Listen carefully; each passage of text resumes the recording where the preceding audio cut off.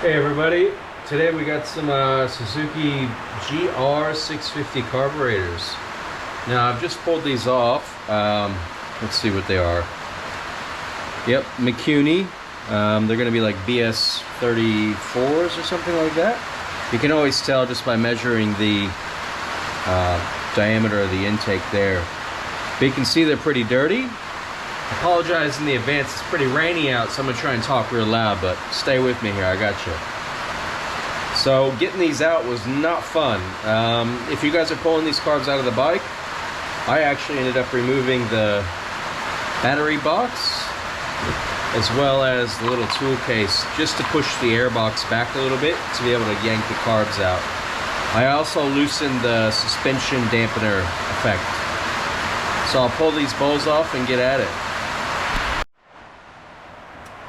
Alright, we'll use our GR650 screwdrivers and pop these loose.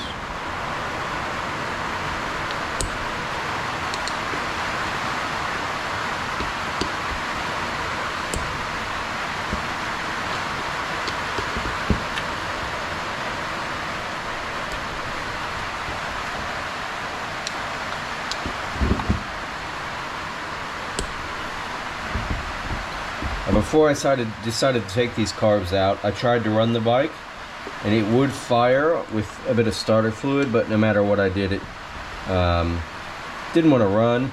Probably just old fuel in it, but me being me, any excuse to film a video and take a carburetor out, I'm going to do it. So let's just go ahead and see what we got. The previous owner said the carbs were cleaned recently. I can tell his level of clean and my level of clean are different just based on the soiling on the exterior. But we might open this up and it might actually be fine, and all this yanking the carbs out was unnecessary. But you never know till you know, do you? So we'll open that up. Okay, I can see in there that we do have some scraping going on, so somebody's been in there trying to scrape it clean. There's a little bit of soiling, but it's actually not too bad. I do think it has sat for about 6 months, so let's just get to the hardest part usually, which is the pilot jet.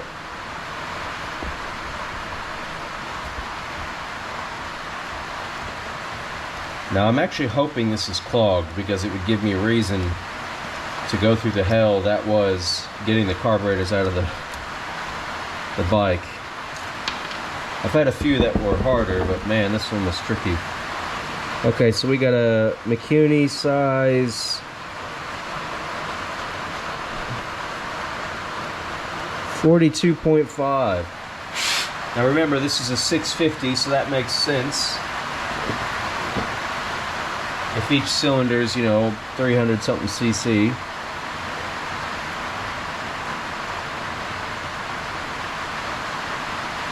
So I'll run my piano wire or guitar wire through the jet here. It felt a bit dirty, but that's all clean now.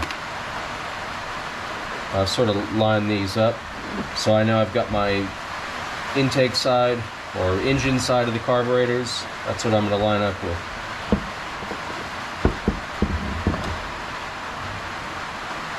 Now these don't look like press outs, they look like you really have to slam them out. So one thing I have used in the past is a center punch to get those out, but I didn't have an overflow issue, so I might leave that part of the carburetor be.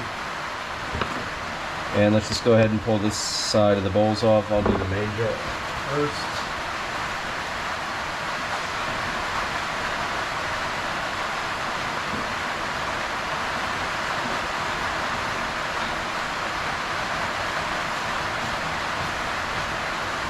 I've got two special screwdrivers for this. What I do is I look down to make sure that the flathead buries itself deep into the groove. So if you can see, I need that screwdriver to really bury down in there. Like that. The main jets are actually fairly dirty. I would say.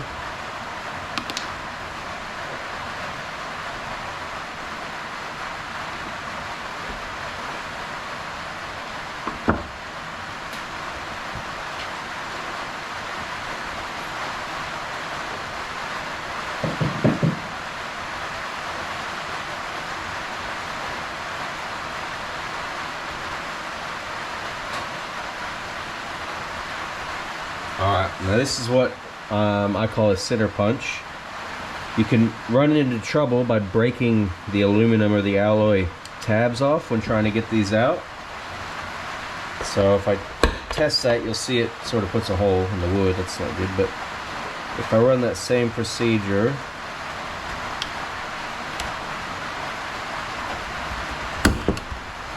there you go, pops it right out every time. It's a little bit tricky, but I don't mind it.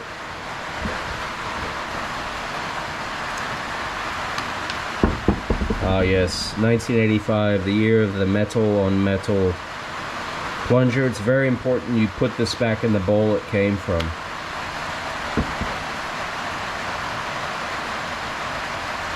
Alright, so that's as deep as I'm going to go in that bowl. I'll do the same for this and I'll come back to you. Okay, I've pulled the bowls out of the second side and they actually look even cleaner. Usually the bike leans to one side or the other based on where the kickstand is, so one bowl's usually dirtier than the other. I'll pull the pilot jet and let's see if it's blocked up.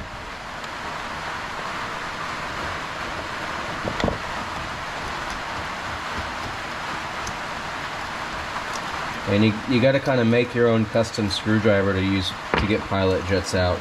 I would never recommend taking a normal screwdriver and trying to get it out. You want to make your own. It has a real square, not like a edge that's like that. You want it to be very square.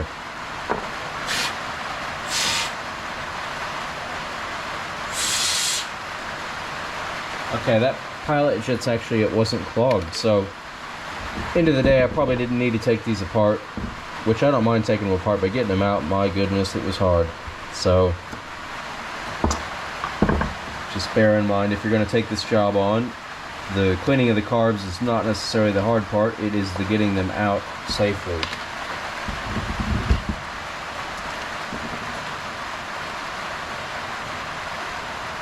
Use my center punch again. Now, you see how forceful that was? Sometimes I'll actually open these up. I've got one somewhere, and I'll cut that spring down so it's not such a blast, because you can easily break that stand, and once that's broken you either have to weld it or buy a whole new carburetor body.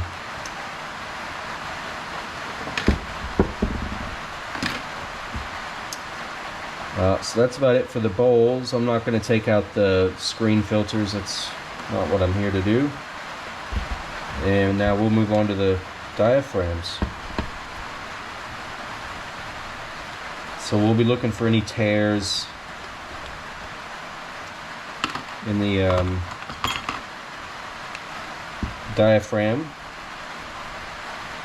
which, to be honest, we can always use compressed air and blow it through that hole and you'll see the diaphragm rise. I can show you real quick.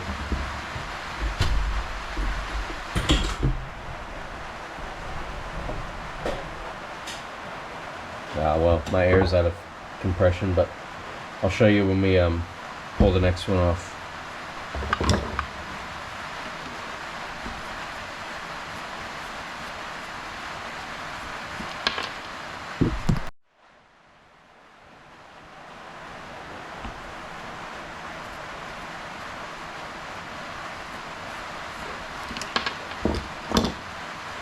It's funny that's not just popping off. There it goes, because usually there's a spring, like I said. So to get that out, you just sort of poke your finger in and that comes right out. I'm looking at that needle. I don't see anything wrong with that needle. Spring's good. Diaphragm looks good. It's still got its tabulature indent. All that looks good. So these carbs probably aren't too far off from being fine. There is a bit of debris in there. I don't know if you guys can see that. But not pretty. So cleaning them isn't necessarily a bad idea, I reckon.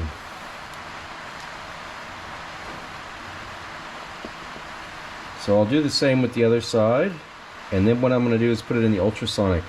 And all this grease and all this stuff that's stuck in there that everybody hates to look at, even though you never see it, I use the Vapor Rust and a bit of just dish soap, and it should come clean. We'll see.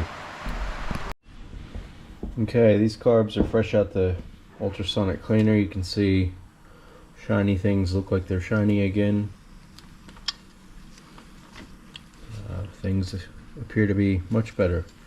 But while it's still warm, I always love to do this part, which is use a compressed air gun to blow things out. And if you're new to carburetors, you can follow the mist and see how these passageways connect.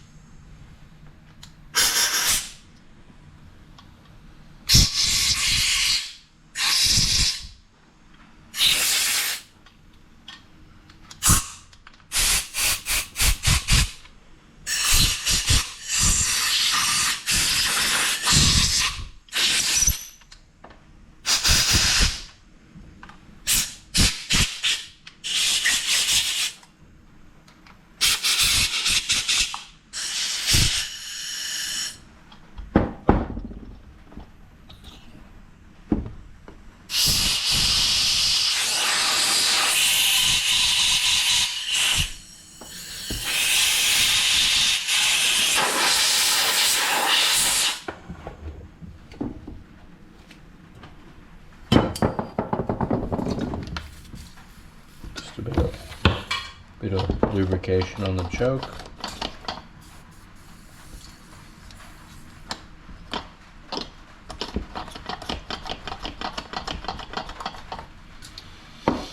Never a bad idea. I did put the jets in one of these suspendable cage balls, and look at that, they come out looking pretty good.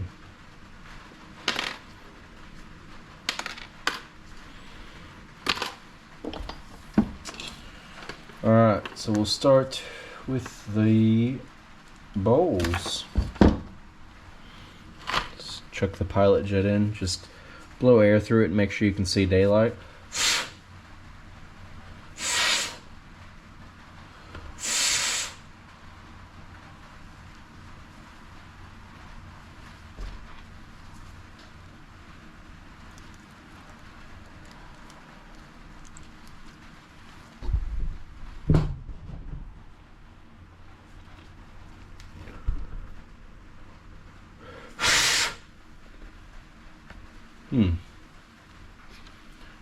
Often, as they come out wet, the water sort of sticks to the walls of these things and hides the daylight. There we go.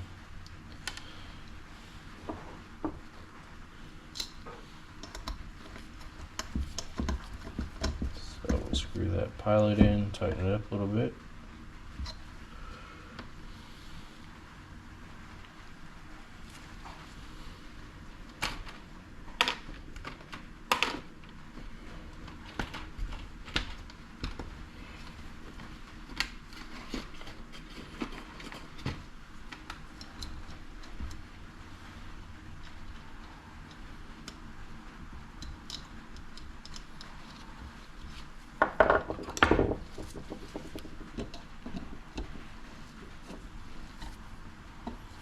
Tighten up this main jet, which is a size 130. Yep, that sounds about right. Alright, now we'll do our float bowls and needles. So it looks like this one just sits on there. You always want to check that that has a spring action. If it doesn't, you'll be in trouble.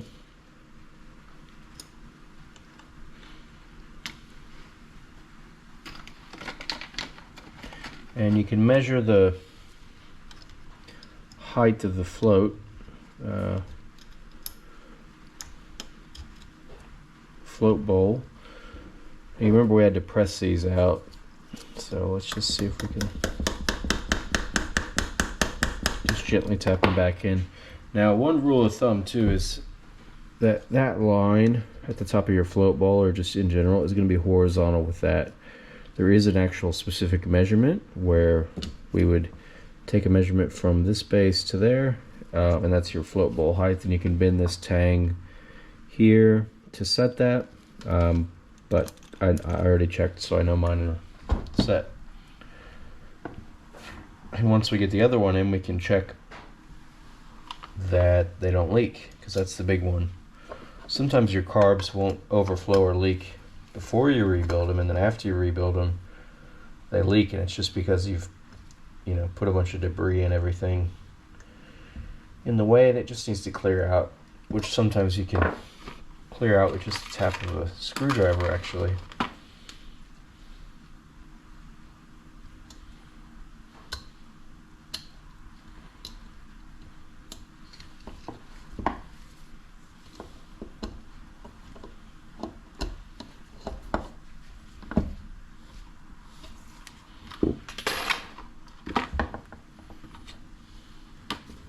Okay, needle goes in there, this goes in there, and when I install the pin, you'll notice I install it in a way where the punch can always get to it easy. So if I had installed that backwards the way I just did, it would be kind of hard to get a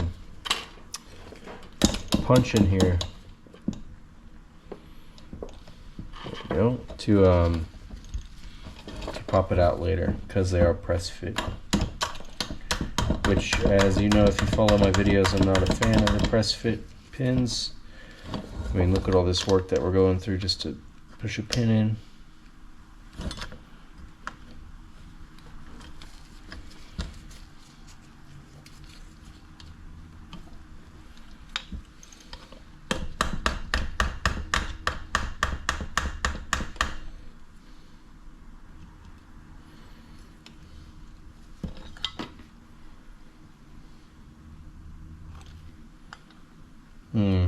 Something seems off here. Maybe I need to install it the other way.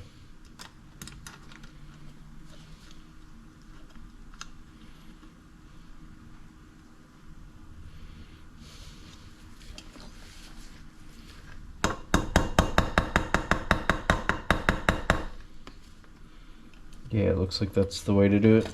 Okay. So those are in. So one way you can check that your, your fuel seats are not leaking is to blow on this when it's in the upside down position, and when they're lifted, air should come through. Now I'm just gonna borrow a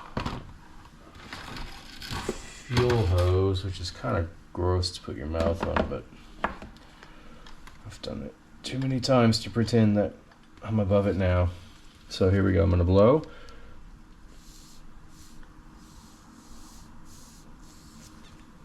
I can hear a slight leak, but I have a feeling it's from here.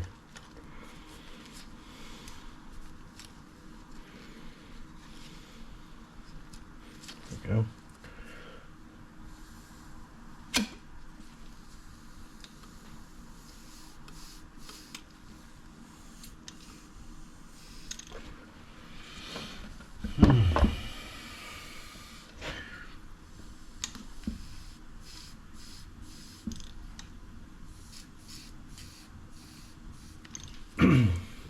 I'm actually going to blow some compressed air through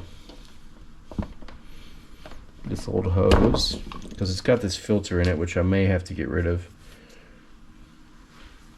But usually it's a lot more obvious what's going on there.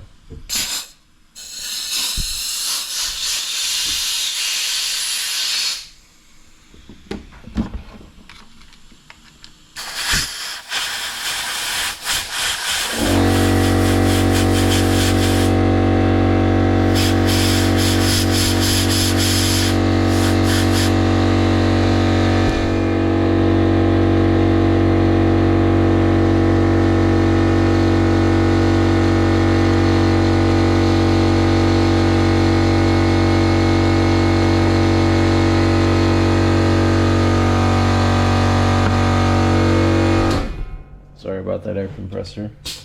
Just checking. There we go. So if I hold this float down, I see that one pop up. If I hold this one down,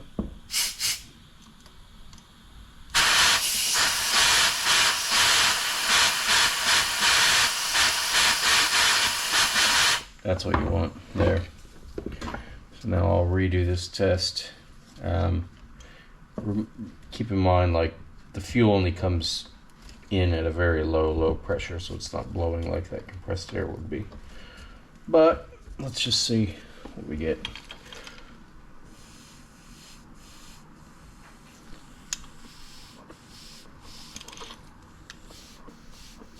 There you go. So I've got very little resistance when I have the fuel bowls lifted, and a lot of resistance when they're closed.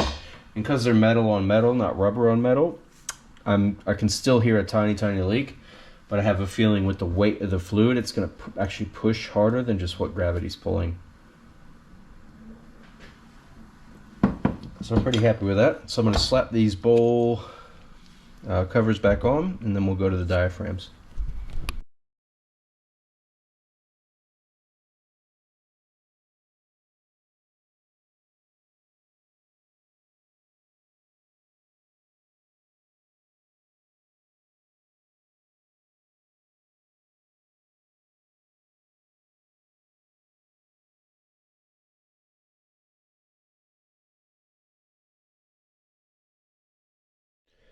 Okay, now we got these all back together. I just want to show you one last test we can do, which is making sure the diaphragm seals work.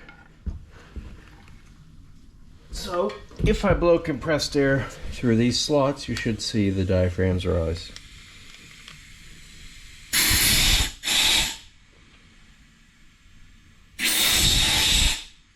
See that, how it goes up and then goes back down?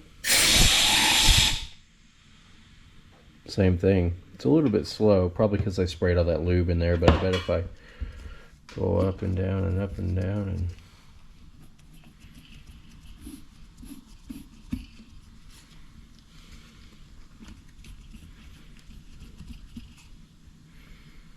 and may have sprayed too much lube. Spray some carb cleaner in there to displace that.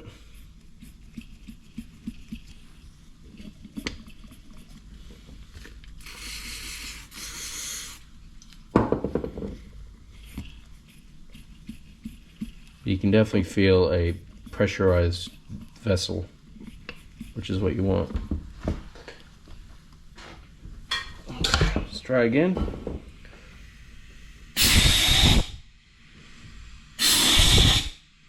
So if Suzuki wanted those to close down faster, they could put a stiffer spring in.